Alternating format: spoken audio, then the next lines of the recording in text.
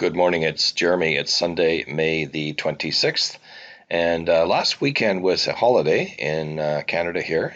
It was Victoria Day, and so I thought I'd just been reading a book by Hampton Sides called The Wide, Wide Sea. It was about the third voyage of Captain Cook, and I thought, wouldn't it be interesting to just practice my celestial navigation again?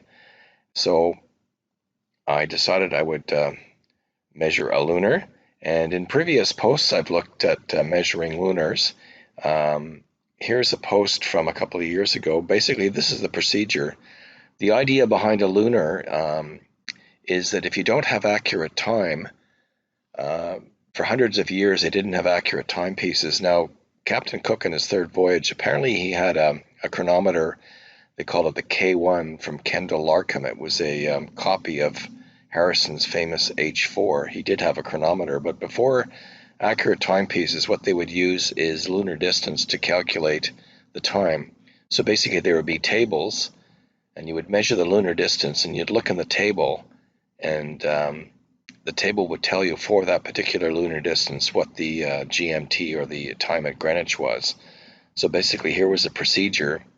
You measure the altitude of the moon, and you record a time T1. You need some form of a timepiece. Joshua Slocum used an old tin clock. So anyways, you measure the altitude of the moon at T1. You measure the celestial body at T2. You measure the lunar distance at T3. That's the distance between the body and the moon. Then you measure the altitudes again. And what you do is you come up with an altitude for the moon, for the body, and the lunar distance all at the same time. You have to interpolate. So here's basically the equipment you need. You have a sextant. This is a mag light, and what I did is I found a red tip actually from a small bottle, and I used that on the mag light to form sort of an infrared sight, because at night you don't want to have a bright light. It destroys your night vision. So I put that cap over the mag light, and you have a notebook. And in my particular case, I don't have when I'm looking at the moon from my location at home, I don't have a view of the Lake Ontario or the sea. So, and I have an artificial horizon, but it doesn't work well with my sextant. It's designed for another sextant. So when I put it on the mounting bracket here, I had to make an adapter with a 3D printer, and it wobbles too much. There's too much play, so I don't use the artificial horizon. So what I do for the lunar is basically I use it to kind of review my use of the sextant and the techniques. And what I do is I work backwards. In other words, I know what my position is, so I can work out what HC is, and I use HC instead of HO, and I try and figure out how accurate my lunar observation was. So here's the table here. Here's basically what you want to do. There's the celestial body. There's the moon. What you measure is the distance from the center of the celestial body to the facing limb of the moon, and then you make some corrections to get the lunar apparent distance. What's in the tables, though, what's in the nautical almanacs, is the lunar distance at the center of the Earth. That's the geocentric lunar distance, which is going to be less than what you measure. But you're going to be measuring this. On May the 22nd, this was what the sky looked like from looking east from my location. So there was the moon. I have a lot of high buildings where I live. So I was lucky to see the moon that evening. It just popped out over the top of one building. So there's Arcturus. I measured that. I measured Vega. There was quite a huge angle here. I think it was over 70 degrees. So I don't know how accurate that was. But Arcturus was pretty easy to, well, relatively easy to measure to the moon. This night sky was taken from Stellarium. And here's the night sky taken from navigational algorithms. There's the moon, and there's Arcturus. So these are the measurements I took. So at 9:45 local time, which is 1:45 UTC the next day, I measured 38 degrees 32 minutes, and then several minutes later, I measured 38 degrees 40 minutes. So there was my average. Now, the index error at that time was 2 minutes off limb, so you have to add it.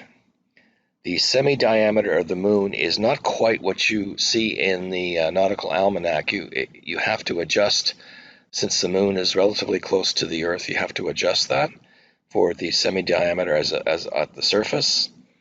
And then you add these two together to your measurement. So theoretically, the lunar distance should have been 38 degrees 10 seconds. Since I know my position, I can figure this out. My measurement was 38 degrees 53.2 minutes, and theoretically I should have seen 38 degrees 48.2 minutes. So I worked backwards. So basically I had an error of 5 minutes. Over the years, this got worse. Several years ago, I got a much better measurement of 1 or 2 minutes. I guess I'm getting rusty. So I guess that happens with old age. This is from navigational algorithm. So basically what you can do is you can put in Arcturus, the time, and since I know my position, it'll give me the lunar distance at that exact time, which is pretty amazing. And then this is the table for the whole day. So basically, in practice, this is what you'd be looking at. You'd calculate your lunar distance, and then you go into the table and figure out what your time is. This is a spreadsheet.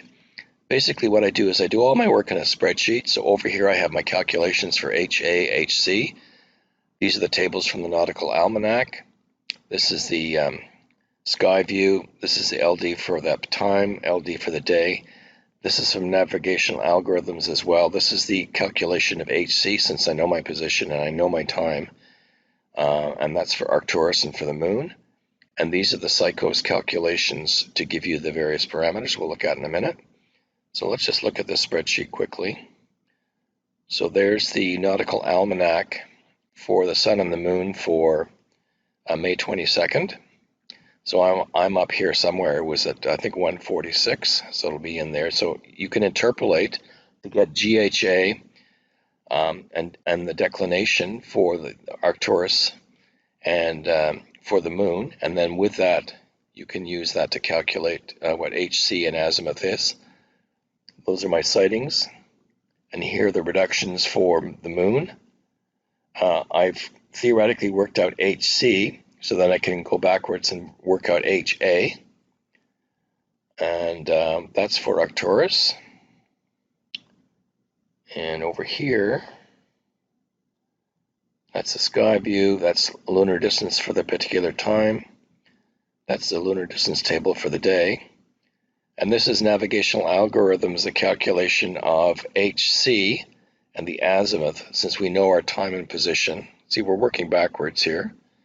So that's for the moon, that's for Arcturus. These are the Psychos calculations. So for instance, you have to work out what the moon refraction is.